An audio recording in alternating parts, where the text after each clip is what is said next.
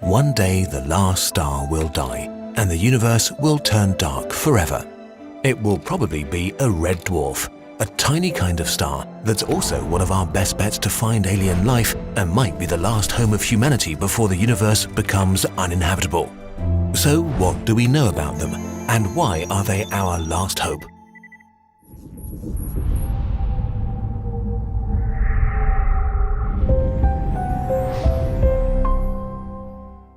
At least 70% of stars in the universe are red dwarfs.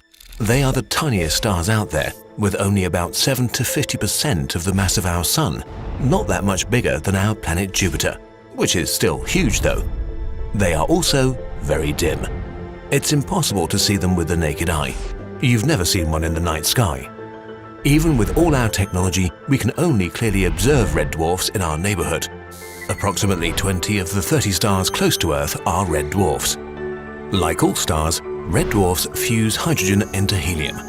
But while more massive stars accumulate all the fused helium in their cores, red dwarfs stay convective, meaning that the helium and hydrogen constantly mix. So they use up their fuel incredibly slowly before they're extinguished. Red dwarfs burn so slowly that their average lifespan is between 1 and 10 trillion years.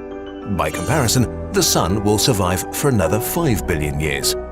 Because the universe is only 13.75 billion years old, not a single red dwarf has reached later development stages.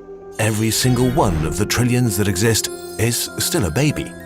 Speaking of babies, the smallest star in the entire universe is also a red dwarf, because small red dwarfs are right on the verge of being a star at all. Just a tiny bit less hydrogen, and they are mere brown dwarfs.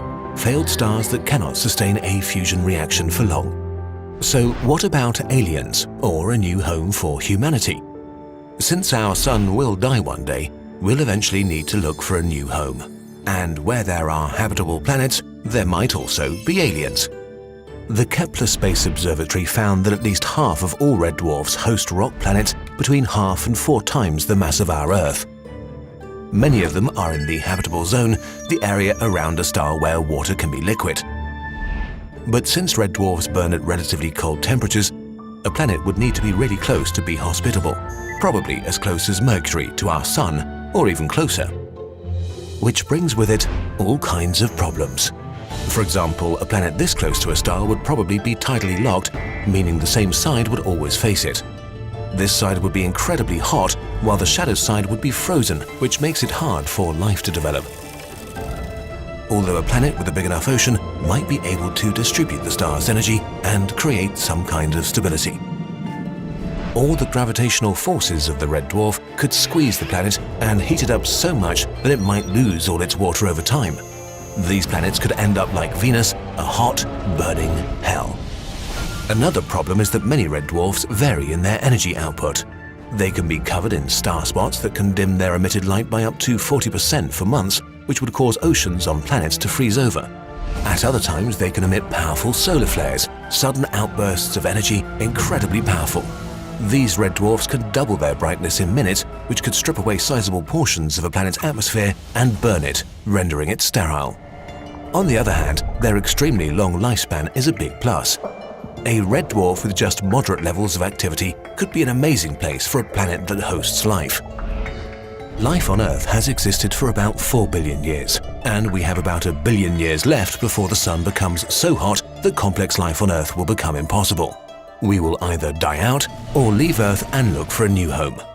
We could build a civilization for potentially trillions of years around a red dwarf with the right conditions.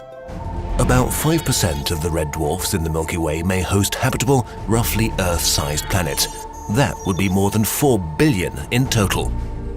But life may not even need a planet like Earth. Candidates for life around a red dwarf may be the moons of gas giants, also called super-Earths, really massive rocky planets. All in all, there are an estimated 60 billion potentially habitable planets around red dwarfs, and that's in the Milky Way alone. So red dwarfs might become really important for our survival in the future. But everything has to die at some point, even red dwarfs. When in trillions of years the life of the last red dwarf in the universe is about to end, it will not be a very spectacular event. As its hydrogen runs out, it shrinks, becoming a blue dwarf burning out completely. After its fuel is spent, it's transformed into a white dwarf, an object about as small as Earth, packed very densely and made of degenerate gases, mostly of helium-4 nuclei. Having no more source of energy, it will cool extremely slowly over trillions of years until it becomes its final form, a cold black dwarf. White and black dwarfs are so fascinating that they deserve their own video. Anyway, it's going to be a long time before the last stars in the universe vanish. It's kind of uplifting to know that if humanity succeeds in venturing into space, we have plenty of time before the universe turns out the lights. Our videos are made thanks to your support on Patreon.com. If you want to help us make more of them, we really appreciate your support.